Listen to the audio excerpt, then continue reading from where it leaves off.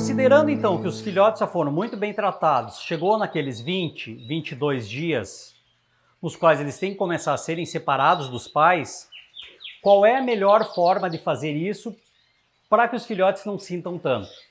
E para que os pais também tenham condições de iniciar uma nova fase de postura. Porque é mais ou menos nesses 20 a 25 dias que a fêmea começa a refazer o seu ninho e começa a tratar de uma nova postura. A primeira coisa, separa os filhotes dos pais por uma grade. Quase todas as gaiolas criadeiras nossas têm uma divisória no meio, fica por um lado os pais, com água, alimentos, farinhado, com tudo que é necessário, por outro lado os filhotes. Substitui completamente aqueles ninhos e o material de ninhagem por material novo. Material para fazer ninho novo e um ninho novo e limpo. Por mais que aquele ninho pareça limpo, ele já está completamente contaminado por todas as sujidades durante o processo de crescimento dos filhotes. Então tira aquele ninho, põe um ninho novo no lugar, põe material para fazer os ninhos, separa os filhotes pela grade. E qual é a melhor maneira de fazer com que os filhotes não sintam? Primeiro, mantenha aquela rotina dos casais de dar 2 vezes alimentação por dia e dar alimentação bastante farta para os casais. Não economize na alimentação dos casais. Um cálculo bem interessante de fazer é o seguinte: mas eu estou pondo farinhada e chega no final do dia, está sobrando bastante farinhada, é uma pena por fora, farinhada custa bastante, o corante custa bastante, tem uma série de fatores que eu tenho que levar em conta, eu tenho que diminuir para fazer com que os canários consumam durante o dia. A pergunta que eu faço para qualquer um é o seguinte: se eu te dissesse assim, se eu te cobrar R$5 a mais, mas te garantir que os filhotes vão ficar vivos, você concorda com isso? Eu duvido que algum criador com consciência diga que não.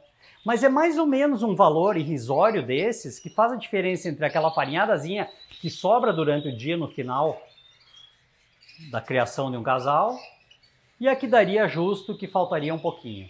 Então, melhor do que um pote limpo no final do dia, é um pote que os pássaros tenham sido bem nutridos e tem alguma reserva se eles quiserem se alimentar. Então, assim, não economize na quantidade de comida para dar para os pais. Bom, dividir com a grade. Qual é a melhor forma de alimentar os filhotes? Lógico que um pote de água, isso não se discute. Usa a mesma forma que eles forem tomar água depois nas voadeiras, ou que eles tomam água com os pais, um pote de água para eles e está resolvido o problema. Eu costumo fazer, aproximar na grade do meio, pôr o pote dos pais com a farinhada no fundo da gaiola e aproximar do outro lado da grade, o potinho dos filhotes. Porque aí o que acontece? Os pais vão comer naquele potinho e vão começar a tratar os filhotes. Os filhotes vão observar isso aí e, por incrível que pareça, começam a comer 3, 4, 5, 6 dias antes, quando os potes estão juntos assim. Porque eles começam a observar os pais aqui do outro lado, pertinho deles, aos poucos eles vão se alimentando e dali a pouco começam a bicar nesses potes aqui e se alimentar. E aí, novamente, uma alimentação muito farta para os filhotes. E quantos dias eu devo separar os filhotes? Eu aqui normalmente faço o seguinte: chegou nos 30 dias, os filhotes vão para a voadeira com outros filhotes da mesma idade deles.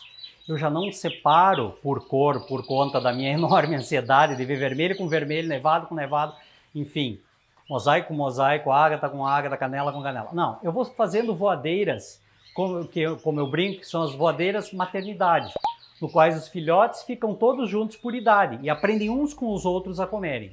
Principalmente se tiver alguns filhotes já que foram separados uns dias antes e já estão comendo muito bem.